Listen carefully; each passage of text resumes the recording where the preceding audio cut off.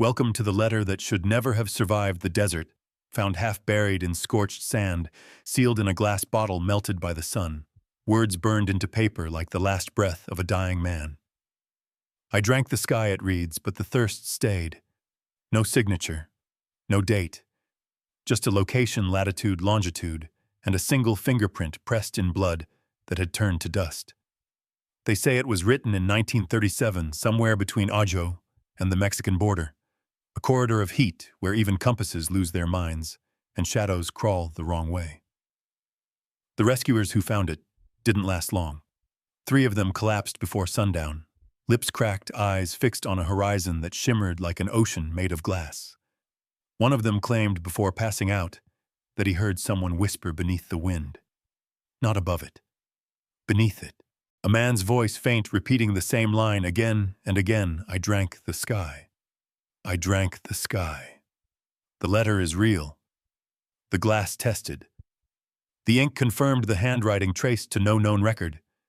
But the place it describes, where the dunes rise like frozen waves and sound disappears after a few meters, remains unmarked on any official map.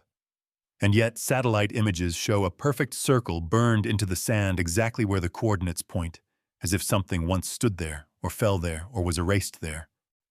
Before we begin, leave a comment where you're watching from, and the exact second your heartbeat changed. What did you feel in that silence between words? Because tonight, you and I are going to open the desert letter. And once we read what's inside, there's no going back. March 1937. The Sonoran Desert was in full heat, a world of mirage and silence where distance folded and the air shimmered with deceit. The records call it an ordinary spring, but nothing about that month was ordinary. Wind tore through the dry arroyos like an animal starved for sound, and the horizon bent under a sky so bright it felt carved from metal. No clouds, no shade, just sand heat and the faint smell of something burning, as if the sun itself had scorched the memory of rain. That's where it began, with a prospector named Elias Caro, age 42, a man who thought the desert could be reasoned with. He wasn't a drifter, not exactly. He'd worked mines near Tucson, done cartography for a railroad company, and believed the Sonoran held something no one had mapped yet. A river that appeared and vanished, a phantom current that locals swore ran underground and surfaced only once every 20 years. He called it the breathing water. His notebook, found later, was filled with drawings, veins of blue ink, winding across yellowed pages, annotated with temperatures, pressure notes, and a single repeating phrase: when the dunes breathe, follow the wind north. The last confirmed sighting of Caro was at a trading post outside Ajo. Witnesses said he'd been quiet, exhausted, but certain. He bought 2 canteens, a mule named Rosa, and several glass bottles, not for liquor, but for collecting samples. He told the clerk he was heading east toward a ridge the locals avoided, a place they called El Silencio.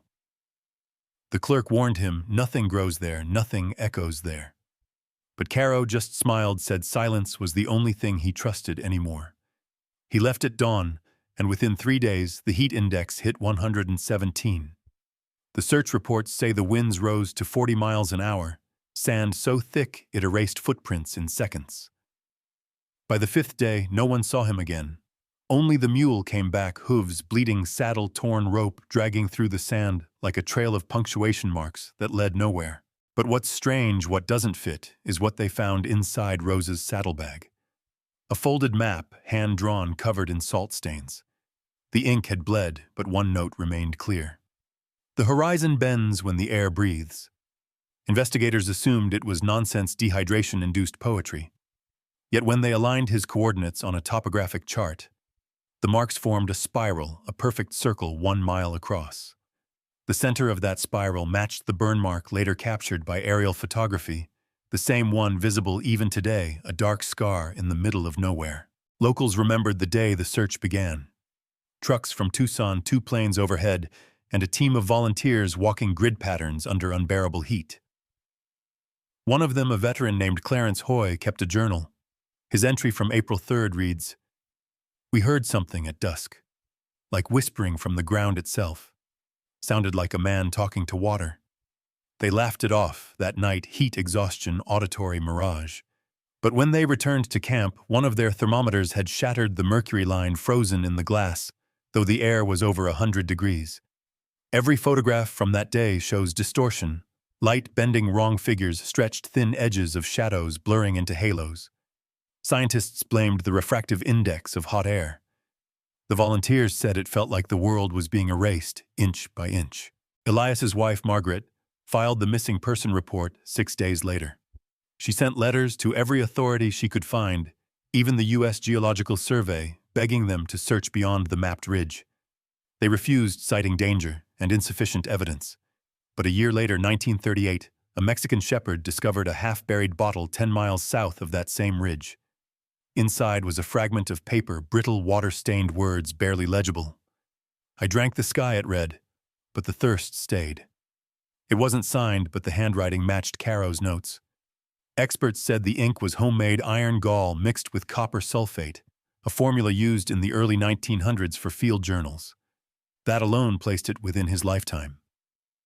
The bottle itself, manufactured by Ball Glass Company serial code 36A, confirmed production between 1936 and 1937.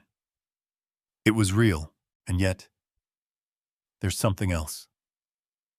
Forensic archivists later found tiny crystalline deposits around the letter's edges, not salt, but silica fused with organic residue, as if the paper had been partially vitrified. The only known way that happens naturally is lightning striking sand. But the bottle showed no cracks, no burn marks. How do you fuse sand around a sealed container without touching it? The lab couldn't answer. The coordinates written faintly along the paper's border, 31 degrees south and 45 as N100 W, led to a basin where compasses fail to hold north. The magnetic variation there swings up to 11 degrees, a phenomenon only seen near volcanic fields. But there's no record of volcanic rock within 30 miles. When explorers visited decades later, they reported radio interference, distorted GPS signals, and a faint metallic smell like rain before a storm, but the sky stayed empty. Every generation since has told a version of Caro's story. The miners claimed he found what he was looking for, a spring that appeared beneath the dunes at night, glowing faintly like a vein of glass. The indigenous Tohono O'odham people had an older legend, a place where thirst is eternal, because the ground itself remembers dying of it. They called it Skg Siolig, the thirsty spirit. Some said, if you pour water there, it vanishes instantly, swallowed by invisible breath. Others said the water listens, that it repeats the last thing you say before you die. Margaret Caro never remarried. She spent 20 years collecting stories of travelers who vanished along the same route. 23 names in total, prospectors, pilots, even a postal carrier in 1949. The press called it the Thirst Corridor. By the 1950s, even the Air Force classified the area as restricted due to geophysical anomalies. Publicly, they blamed radiation tests. Privately, a memo declassified in the 1980s mentions persistent energy distortion consistent with atmospheric inversion. Whatever that means, it scared them enough to seal off a 10-mile perimeter. The only consistent detail across every account is the sound. Survivors, few as they were, describe hearing voices before disorientation set in. Not hallucinations, they insist, but echoes layered under the wind. Some say the voices repeated their own thoughts seconds after they were spoken, like the desert was mimicking them word for word, breath for breath. In one report from 1952, a geologist wrote, "The air seems to have memory, and somewhere within that memory the letter waited, encased in sand preserved by heat and chance, the last confession of a man who believed he could drink the sky." His handwriting tilts upward as if he were still looking for the horizon while he wrote. No punctuation at the end, just a dash trailing off mid-sentence, as if he expected to finish it when the thirst was gone. But thirst never leaves the desert. It's the currency of survival, the tax for existing. Caro must have realized that in his final moments, when the mirage finally cracked and he saw what wasn't supposed to be there, the reflection that moved on its own, the water that breathed. Some say that's when he began to laugh, the sound carried by wind so dry it scraped the laughter into dust. Others believe he didn't die, that he stepped into whatever shimmer he saw and became part of it. the voice beneath the dunes repeating the same truth forever. Even now, travelers who camp near the ridge report, waking with their throats raw, their canteens emptied overnight, though the seals remain unbroken. Sometimes they find moisture on their lips that tastes of metal, not salt. They say the horizon hums at dawn a faint vibration, like distant thunder trapped underground. And when the sun climbs high enough, a glint appears for a single second, a line of light that looks like glass catching fire. No one knows if that's where Caro disappeared, or if the desert simply borrowed his name. But the bottle exists. The handwriting exists. The thirst exists. Every few years, someone new tries to follow his map, to find the breathing water. They return if they return with nothing but silence in their eyes and the same sentence on their lips. The words don't change. The accent doesn't matter. It always sounds the same, carried by the heat, whispered through cracked breath, I drank the sky. But the thirst stayed. April 1937. 12 days after Elias Caro was last seen, a telegram reached Tucson County from a rancher named Dalton Price. He claimed to have found footprints circling a dry creek bed, not mule prints, but human uneven dragging, like someone walking half asleep. Next to them lay scraps of paper, torn corners from a notebook, and a rusted compass that spun slowly, even when the wind was still. Deputies arrived 2 days later, followed by a local geologist, Harold Keene, who logged the discovery officially. In his notes, he wrote, "The compass behaves erratically within a 30-yard radius. Sound appears muted, no echo. Temperature rises abruptly by 5 degrees. Subjective feeling of pressure in the ears." They camped one night. By morning, one of the deputies was missing. His name was Ward. His tracks ended at the same dry creek where Caro's footprints had stopped. They searched until noon before giving up. The sand already swallowed everything. Keene took samples of the soil-high silica magnetite traces and something unusual, microscopic glass beads, the kind formed by lightning or extreme heat. But there had been no storms that week. He sealed the jars, labeled them El Silencio Anomaly, and shipped them to Phoenix for analysis. The report returned incomplete. The courier never arrived. The truck was found overturned 70 miles north, driver unconscious, cargo missing. That was the second disappearance linked to the Caro case. Back in Tucson, Margaret received her husband's field notebook from the sheriff's office. 83 pages, the last 9 water-damaged. Between measurements and weather notes, one line stood out. Water breathes only when watched. She couldn't explain it, but she recognized the handwriting. In the margins, faint sketches of circular ridges, arrows pointing inward, and beneath them a single word, listen. By summer, heat waves had erased all trails. The official search closed. Margaret refused to stop. She hired a pilot from Bisbee, Charles Laird, to fly over the coordinates her husband left. On June 11th, Laird's logbook recorded a sighting, a pattern in the sand resembling concentric rings shimmering like wet glass. He circled twice. His altimeter malfunctioned, and his engine coughed before stabilizing. The next line in the log reads, static in headphones voice repeating short phrase unintelligible. He landed safely, but refused to fly there again. When pressed, he said it sounded like a man whispering through water. Weeks later, rainfall hit the desert, rare, sudden, gone in minutes. After the storm, a highway crew reported seeing what looked like a dark lake spread across the flats near Ajo. They drove toward it. The closer they got, the more it retreated.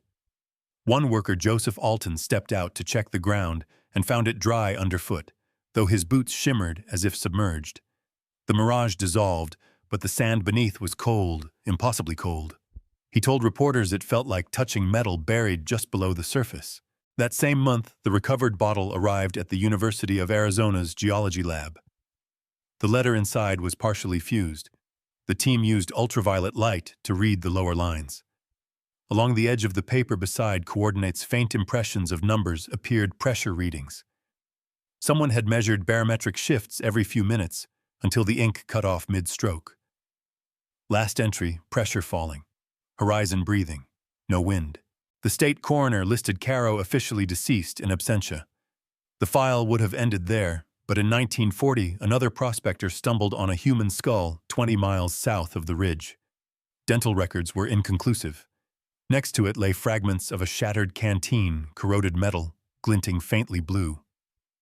Laboratory testing revealed traces of cobalt, the pigment used in antique glass, and the same composition as the bottle that carried the letter. Harold Keene, the geologist, returned to the site that winter determined to finish his survey. He brought 2 assistants recording instruments and a truck equipped with magnetic sensors. His report survives in microfilm. Unusual silence persists. Compass deviation up to 14 degrees. Audible resonance when speaking at normal volume, delayed repetition at 0.8 seconds. He drew diagrams showing sound waves bending downward into the sand. When they camped overnight, Keene wrote the final line of his log. Voices mimic intent, not language. The following morning, both assistants were gone. The truck remained engine cold, doors open, gauges flickering. Keene abandoned the site and never returned. The next decade buried the story under war and newsprint. Only fragments resurfaced: a weather balloon crash in 1947. Rumors of restricted airspace maps marked unavailable terrain. But the scar on the desert floor persisted, visible in aerial surveys, like a wound that refused to close. When the military ran magnetic sweeps in the 1950s, instruments spiked exactly at Caro's coordinates. They called it an atmospheric distortion. Pocket filed it under meteorology and sealed the documents, yet small signs kept leaking out. In 1956, a radio operator in Yuma picked up faint transmissions at 19.4 megahertz, a human voice repeating a single phrase over and over. Engineers traced the signal's origin roughly to the same coordinates. The operator wrote the phrase phonetically, "I drank the sky." Locals near the border town of Lukeville told newer stories, travelers who saw distant lights at night, like reflections of campfires that vanished when approached. They warned each other never to follow the shimmer. Children learned the rule: if the desert offers water, don't look twice. A folklorist from Tempe recorded an elder saying, "It calls by thirst, not by name." By the early 1960s, the legend had blended with truth until no one could tell which was which. The burned circle remained, the compass still spun wrong, and the sand still swallowed tracks within seconds.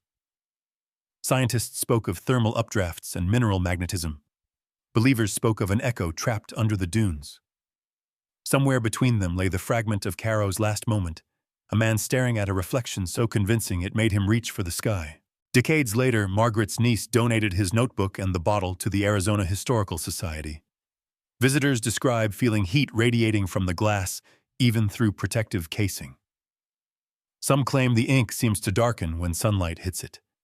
The curator calls it optical illusion, but every summer condensation forms inside the sealed display, moisture without a source.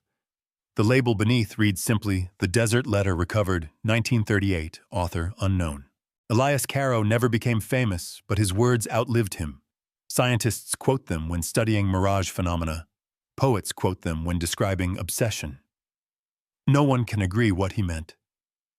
Was it despair, revelation, or madness? Whatever it was, it left a mark that neither wind nor time erased, a thin line between survival and surrender carved into endless sand. And somewhere out there beyond the mapped ridges, the air still shimmers, waiting for another believer to mistake light for water and thirst for truth. They told the story in fragments, at first snatches of speech caught between static, a farmer's halting account over coffee, a pilot's clipped log, a deputy's trembling deposition. Then those fragments braided into a single, persistent refrain. I heard it in the sand.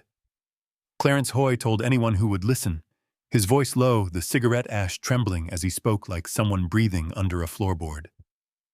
I called out, and it called back my name wrong. He said it slow, each word a stone dropped into a well. Then he would stop, and the pause carried the weight of the place. Clarence's journal entry, lodged with the county records, reads exactly like that. They laughed it off at first, as heat and nerves. But the tone changed when other people told the same thing in the same way. A ranch hand named Dalton Price described the footprints that looped at the dry creek, human prints dragging as if someone had been sewn to the horizon. He found paper and a compass that spun like a dial in a carnival game. It pointed to nothing, he said, and then pointed to itself. His short formal statement to deputies is clinical date, place items recovered, but his neighbor later recorded him in a room lit by a single bulb, where Dalton's hands would not stop moving as he traced circles on the table. "Sound goes under you there," he muttered, tapping the map. "It keeps what it hears." Harold Keene, the geologist who took soil samples and labeled them El Silencio Anomaly, left behind notes that read like a man trying to map a sound. He wrote of silica beads of magnetite in odd concentrations of instruments that stuttered and instruments that fell asleep mid-measurement. In private letters, he described the sensation of being observed by a place, no animal, no person, just a pressure in the ears that made conversation stick to the roof of the mouth like cotton. He recorded an audio log during the survey, a low hiss at first wind, perhaps, then a voice too soft to be human, drink repeated, and then a pause, then the same syllable again in the pattern of a breathing lung. Keene's tapes later surfaced in an archive box with the corners chewed by mice. The reels hiss when digitized, then fold into static right where the voice begins. Then there was Charles Laird, the pilot Margaret hired to fly over the coordinates. His logbook entry is terse altimeter glitch engine cough static on the headphones, but the interview he gave to a local journalist becomes a different thing when you listen for the rhythm. "It was like the air learned my name," he said, gripping the recorder. "I said Elias out of habit, and the headphones filled with the syllable back longer like someone trying to remember how to speak. I thought it was a pilot joke at first. Then my compass spun and my hands went numb." Laird would not fly that corridor again. He kept the log in a drawer. Decades later, an archivist noted a smear across the entry where salt had tracked down the paper. People repeated the same odd sensory details across years, voices that echoed back not what was said, but something related, a delay of less than a second, but felt like an eternity. Water that looked real from 10 paces and then slithered away like a skin, a metallic tang on the tongue when no metal was present. A highway crew saw a dark pool retreat as they drove toward it and felt cold beneath their boots, even though the sun baked everything else. A radio operator in Yuma caught a transmission on 19.4 megahertz, one voice intoning the phrase clipped and patient, "I drank the sky." His log marks the time and the date, and a notation sound appears to originate from ground possible reflection. He left the job the next week. Interviews conducted later formal transcribed, sometimes contradicted, share a cadence of disbelief turning into a kind of reverence. "It called my nickname for me," a trucker named Luis Romero said, voice thick with sleep still in his speech. "I told it to leave me alone and it said stay in my own voice." The recorded transcript lists it exactly like that, stay with an editor's note penciled in the margin, subject appears emotionally affected. Those margins accumulate in file folders handwritten brittle meant for bureaucrats and for people who wanted to bury unease under procedure. Yet the folders never fully conceal the testimony. Pilots, prospectors, geologists, clerks, different lives, identical. Astonishment. Local oral histories layer older meanings onto newer events. Tohono O'odham elders speak of a place that keeps thirst as memory. The phrase SKG Seolig surfaces in multiple accounts translated as the thirsty spirit.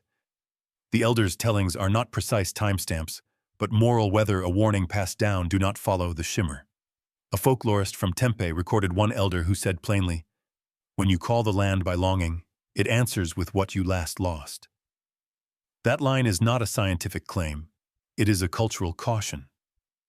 But the cautions form water as answer thirst as currency matches the material reports.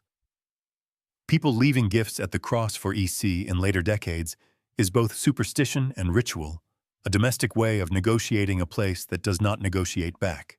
Amateur radio operators and tape collectors added a technological layer to the folklore. They swapped recordings on forums and at flea markets, trading scratched reels marked with dates and coordinates. An engineer who later examined one of the tapes noted that audible artifacts correspond to no known broadcast pattern, no carrier wave consistent with licensed transmitters. Yet the sound manifests in repeatable pulses, an inhale, a spoken fragment, an exhale. Play the tape forward or backward, and the human ear clings to the same words, drink sky, stay.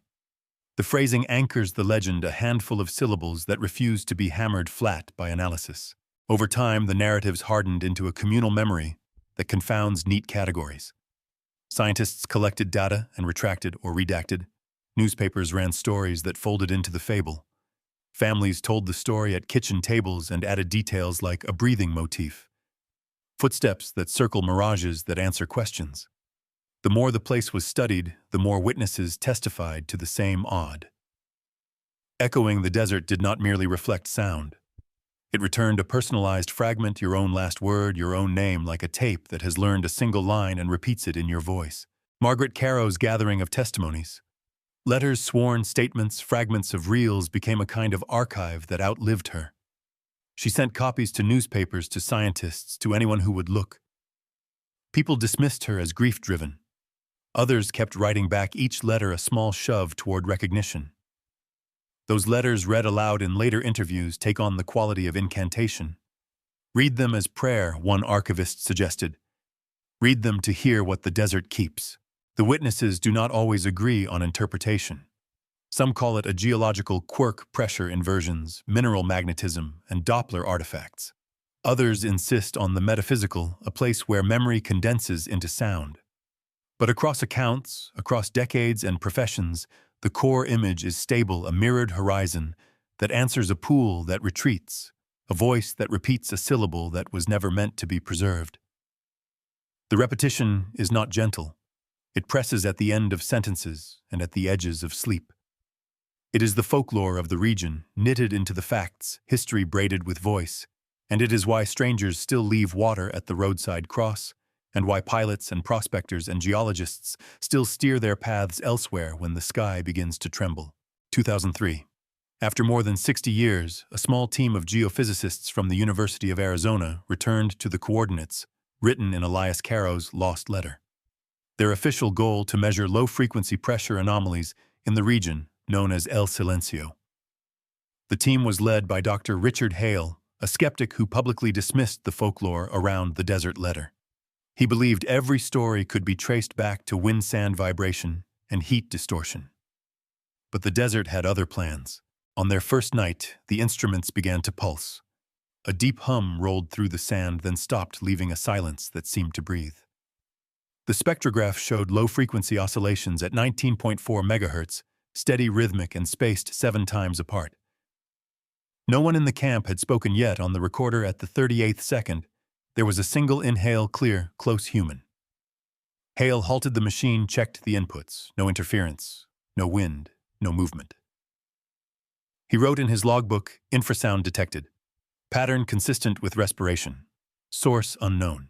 2 nights later, the sensors captured a second layer, like 2 breaths overlapping. When the gain was increased, the noise shaped itself into something that resembled a voice, low, distorted, bubbling through static. They brought the data back to Tucson for verification. The state survey found no mechanical fault. The data was archived under Sonoran Field, 2003, Viyun. By the summer of 2005, the team returned with more equipment and a new member sound engineer, Peter Lang, a former NASA technician who had worked on the Mars Acoustic Project. He believed sand could hold resonance like magnetic tape. They set up their camp half a kilometer from Caro's original coordinates. On June 14, 47 hours, Lang broke radio contact to place the 6th microphone. His last transmission, I can hear water. 10 minutes later, the signal vanished. At dawn, they found the microphone cord melted, the casing were warped as if from heat, though the surrounding sand was cold. Lang's footprints circled 3 times and stopped. There was no body. The county sheriff filed the case as death by exposure, body not recovered. But Hale wasn't convinced. He archived all of Lang's recordings and sent a duplicate to the National Institute of Acoustics in Flagstaff. Their analysis found a male voice in the final seconds of the tape, deeper than Lang's by 40%. 7 words could be isolated: stay, listen, drink, stay, sky, stay, stay. The file was stamped Unexplained Acoustic Event Number 47B. By March 2006, the U.S. government had fenced off the area under the label Environmental Research Zone. Hale's project was terminated and his remaining devices confiscated. But he kept one backup and continued studying the data in secret. He noticed the same 0.8-second delay that geologist Harold Keene had logged in 1937, a sound repeating itself from half a meter below the surface. In 2008, former NASA engineer Maria Corbin Hale's former student, retrieved satellite infrared images from the Terra Modis archive. She discovered a circular cold spot around the same coordinates 10 degrees cooler than the rest of the desert. Comparing it to imagery from 1980, she found that the circle had widened by nearly 20 meters. She submitted her report to NOAA. 3 weeks later, the file was sealed under federal order. Corbin resigned soon after. That same year, Hale released a copy of Lang's audio clip to an online acoustics forum. The 42-second file contained a faint double breath, followed by a single word, Science Frontiers Journal called it one of the most perplexing infrasound phenomena on record. Hale refused interviews. 3 weeks later, he was found collapsed in his lab, cardiac arrest. On his desk, the printed waveform was annotated by hand. Same voice, same rhythm, 60 years apart. In 2010, the federal government officially closed the El Silencio Basin, citing hazardous atmospheric conditions. But internal leaks told another story. 3 pressure sensors from Hale's project had gone missing. The last backup log contained a final entry, pressure collapse. Vibration localized, mic responding autonomously. Some researchers claimed the device itself had begun to emit the pulse instead of recording it. Playback in reverse produced a rhythm identical to a human heartbeat. In 2013, journalist David Wren obtained fragments of Hale's archive and compiled a 12-minute reconstruction. The footage shows grainy spectrographs, the faint hiss of wind, then 2 overlapping breaths, a crackle and silence. 2 seconds later, the monitor flashes a faint text string, 31 deg 45 and 112 deg asfaf. You open. Wren had not programmed those coordinates. They were exactly where Elias Caro vanished in 1937. 76 years apart, the same signal returned to the same place. Scientists called it interference. Locals called it Caro's echo, the desert still breathing for the man who tried to drink the sky. That autumn, a small group of researchers, descendants of those who had worked with Hale, returned to the desert carrying a replica of the original letter sealed in glass since 1938. Their plan was simple: to open it once more and let the microphones listen. They waited until dusk. The air dropped silent. Sand settled. The gauges flickered. Then a single exhale rose from beneath the surface, steady, drawn out like lungs below the earth. And they understood what they were about to open wasn't just a letter. It was something that had been waiting to be heard since 1937. The glass cracked first, a soft click beneath the desert's hum. Then the air inside the bottle hissed out, as if it had been holding its breath for nearly a century. The microphones caught the release, a sigh, then a long, low pulse. The researchers froze. The letter inside trembled against the glass paper, yellowed, brittle, its ink bled to brown veins. No one spoke.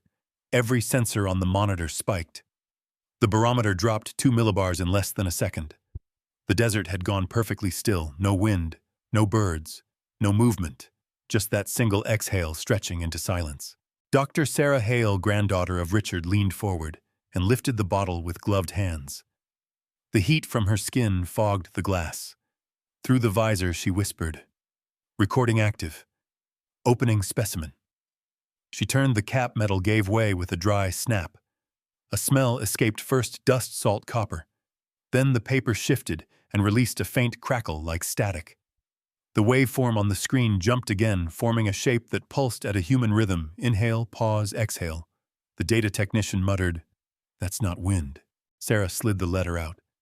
Its edges crumbled, but the writing remained lines in faded ink, trembling as if still alive. The cameras zoomed in. The sky moves like water. I hear it breathing. I drank it. Beneath the words, something darker, faint traces of fingerprints blurred by time. One of the team leaned in and said, "There's another layer under the ink."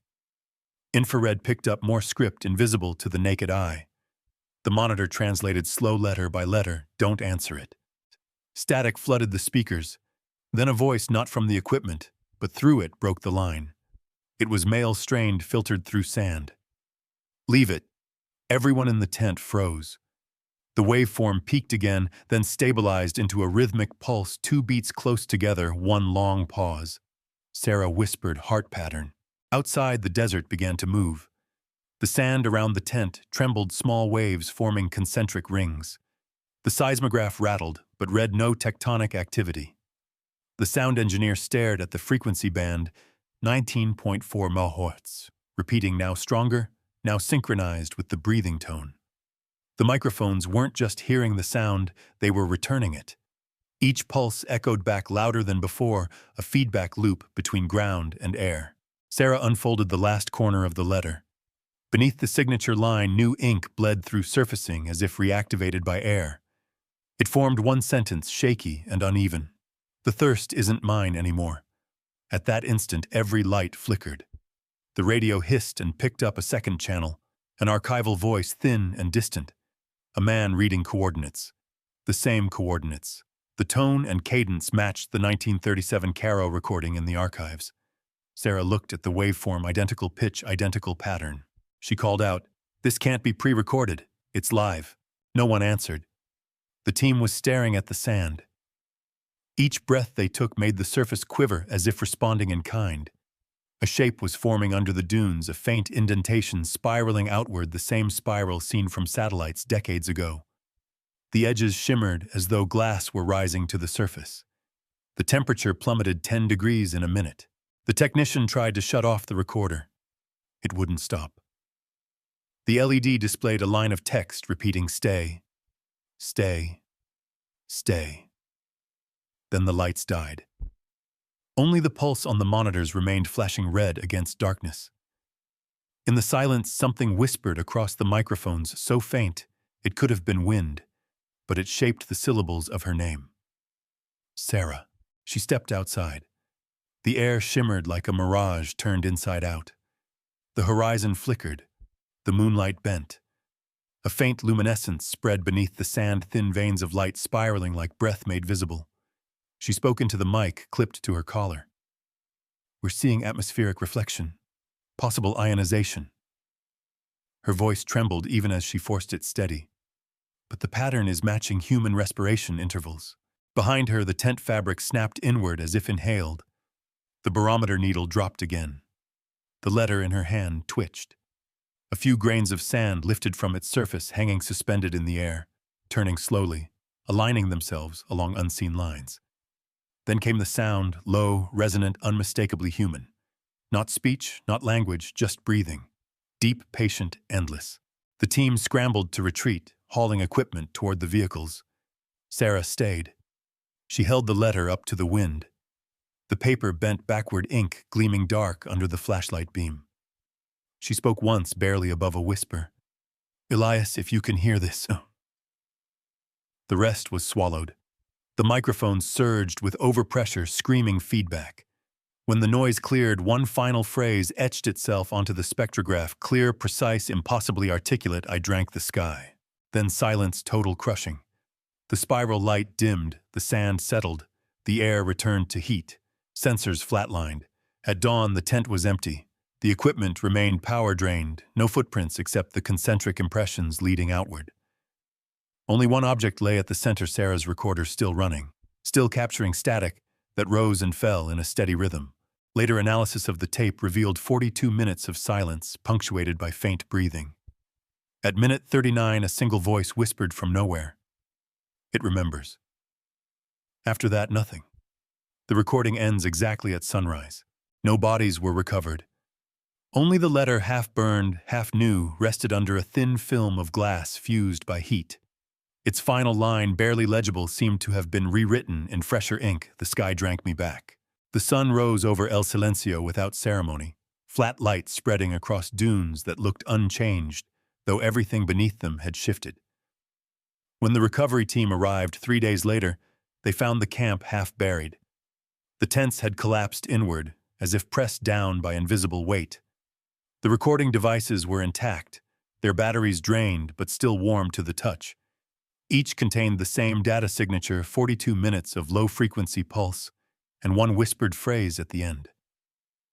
The coordinates were etched onto every digital file header automatically. And 12 degrees by 5. You as if entered by a hand that wasn't there.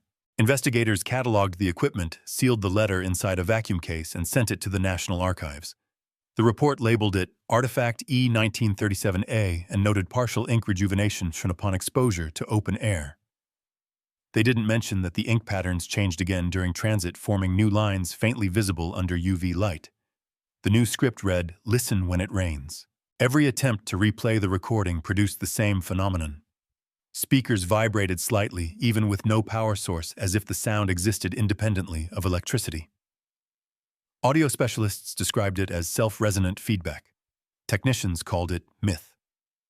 A small group of scientists tried to reproduce the effect in a controlled chamber.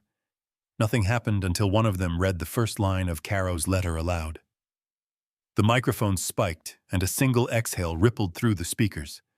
The team shut everything down, packed the equipment, and filed a brief report marked Non-Repeatable Anomaly.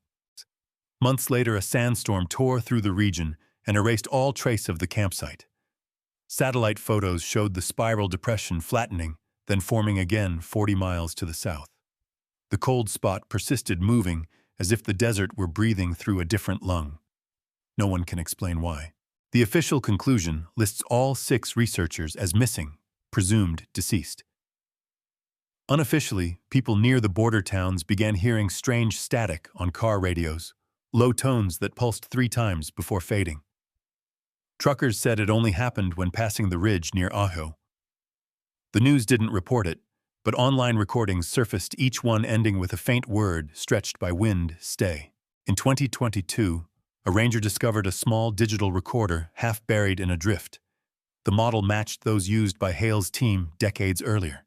Inside was a single audio file titled Sky 1. The waveform began with silence, then a female voice whispering a line that matched Sarah Hale's last log. "It remembers." The final 5 seconds captured something no one could explain, a faint heartbeat layered beneath the desert wind. Today, the archives remain sealed.